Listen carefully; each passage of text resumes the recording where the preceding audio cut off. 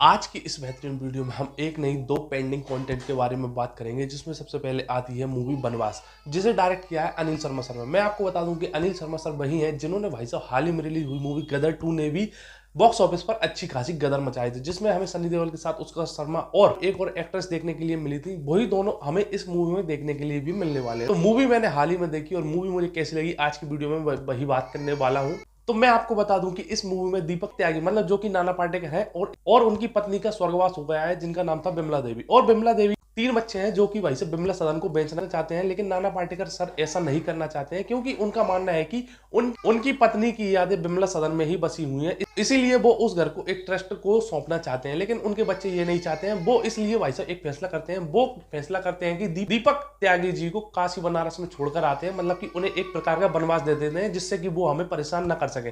दीपक त्यागी के तीनों बच्चे और उनकी तीनों पत्नियां मिलकर भाई साहब ये फैसला लेती हैं और उन्हें काशी बनारस में छोड़कर आने का फैसला करती हैं। और वहीं हमारे दीपक त्यागी जी मतलब नाना पाटेकर जी की मुलाकात होती है उत्कर्ष शर्मा से, जो जिसका नाम है बीरू वॉलेंटियर, कि ऐसे बूढ़े व्यक्तियों की मदद करने में अपना उद्देश्य रखता है। वैसे तो उसका पर्सनल काम चोरी चकारी ही है, लेकिन बीरू वॉलेंटियर अब नाना पाटेकर यानी कि दीपक त्यागी सर को अपने घर तक छोड़कर आता है, और कितने थप्पड़ खाता है वो तो हमें इस मूवी देखने के बाद ही पता चलेगा। मूवी का पॉइंट ये है कि इस मूवी में कोई भी गाली गलौज या बल्गर सीन नहीं है, इसीलिए आप इस मूवी को पूरी फैमिली के साथ एंजॉय कर सकते हो। पहले जब मैंने इस मूवी का ट्रेलर देखा था तो मुझे ऐसा लगा था कि बागवान की फीलिंग आई थी, लेकिन भाई साहब ये मूवी बागवान से भी थोड़ी दो कदम आगे निकली। मतलब बागवान मूवी में अमिताभ बच्चन सर जी के बच्चे उनको परेशान करते हैं और माँ को कोई और रख लेता है और पिताजी को कोई और रख लेता है, लेकिन यहाँ तो भाई साहब बनवास मूवी में तीनों बच्चे बाप को ही घर से बाहर निकाल देते हैं। वैसे मूवी देखने में मजा तो आता है, लेकिन भाई साहब कहीं कहीं मूवी लंबी सी फील जरूर होती है, लेकिन मूवी भाई साहब आपको ही ना अच्छा खासा एंजॉयमेंट जरूर देखा जाती है। नाना पाटेकर सर की एक्टिंग आपको भाई साहब मूवी से बांधने का काम करेगी। हालांकि उत्कर्ष शर्मा और साथ में जो एक्ट्रेस है उनकी लव स्टोरी को घुसेड़कर मूवी को थोड़ा सा लेंथी जरूर किया गया है। राजपाल यादव और भी साइड कैरेक्टर्स ने अच्छा खासा एंजॉयमेंट कराया है। वैसे मूवी मेरे हिसाब से बढ़िया है, आपको भाई साहब पूरी फैमिली के साथ देखना चाहिए। वैसे खासकर आपको भाई साहब अपने बच्चों के साथ तो देखना ही चाहिए कि भाई आगे चलकर तुम हमारे साथ में ऐसा मत करना, नहीं तो हम तुम्हें गोली मार देंगे। क्लाइमैक्स से याद आया भाई साहब नाना पाटेकर की एक्टिंग ने लास्ट में जाकर तो भाई साहब दिल ही जीत लिया था। मैं आपको बता दूं कि आपको इस मूवी को एक बार जरूर वॉच करना चाहिए, साथ में अपने बच्चों को भी ले जाएं तो और अच्छा रहेगा।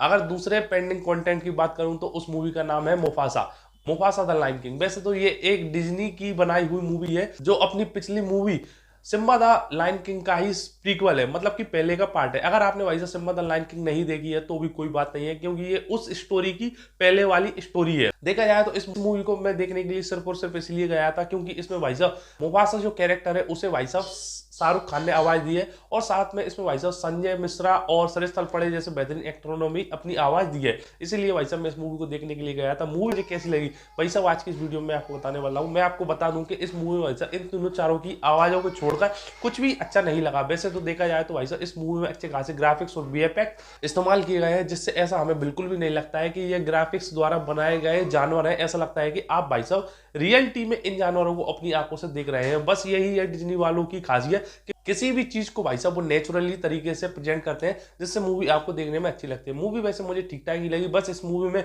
जो 4 से 5 गाने डाले गए हैं जबरदस्ती के, वो मुझे भाई साहब बेकार लगे। अभी की हिंदी डबिंग मुझे बहुत ही ज्यादा अच्छी लगी। वैसे आप चाहे तो इस मूवी को अपने बच्चों के साथ एंजॉयमेंट कर सकते हैं। वैसे मूवी मेरे हिसाब से भाई साहब कुछ ज्यादा खास नहीं है। अगर इसमें जबरदस्ती के 5 गाने न डाले गए होते तो हो सकता है मूवी और भी अच्छी बन सकती थी। वैसे अगर मैं इस मूवी को स्टार देना चाहूँ तो 5 में से कम 2 स्टार दूंगा, और बनवास मूवी को दूंगा 5 में से कम 3 स्टार। तो बस आज की वीडियो में इतना ही। वैसे आपने भाई साहब बनवास और मुफासा द लायन किंग में से कौन सी मूवी देख ली है, या आप में से कौन कौन लोग इस मूवियों को देखने के लिए जाने वाले हैं, कमेंट सेक्शन में कमेंट जरूर करें। मैं मिलता हूं आपसे अगली वीडियो में बहुत ही जल्द, तब तक के लिए बाय।